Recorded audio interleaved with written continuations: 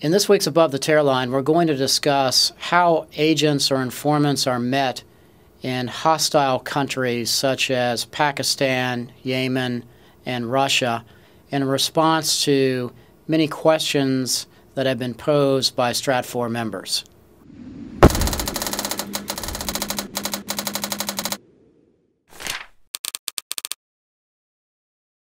Informants are met in hostile countries by an officer in a face-to-face meeting most of the time. And if you think about that, it sounds relatively simple, but it's not.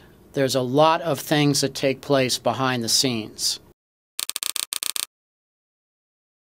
Depending upon the city that you're operating in, your meeting locations can be something as simple as a coffee shop or a restaurant, or it could be an actual U.S. government safe house or a hotel. Large Western hotels are perfect stops for these kinds of meets.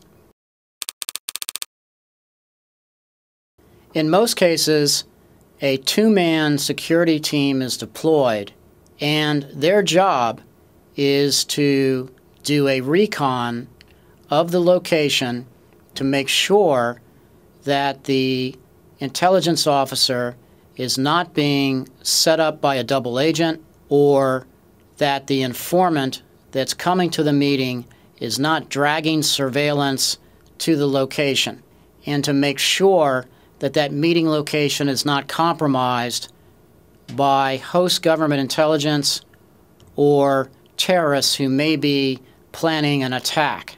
The security team is laser focused, looking for the most part, demeanor.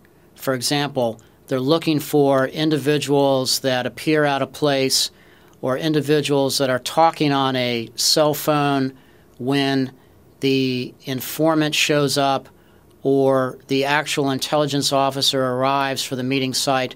They're looking for operational acts such as video or photography that's taking place. It's really a very unique skill set, and the individuals that are performing this duty are highly trained and probably some of the most skilled operators we have in our toolkit. The actual intelligence officer that's going to the meet is going to run what is called a surveillance detection route, or an SDR, to ensure that he is not being followed.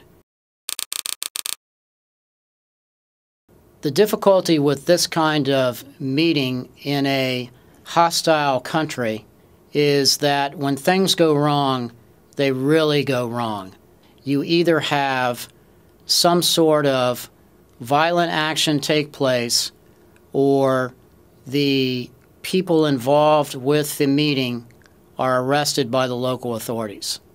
Unlike in the movies or in shows like Mission Impossible, when these individuals are arrested, they typically have diplomatic immunity, and the individuals are very quietly whisked out of the country while the intelligence heads of the U.S. and the local government come to meetings and all agree that this kind of action won't take place again.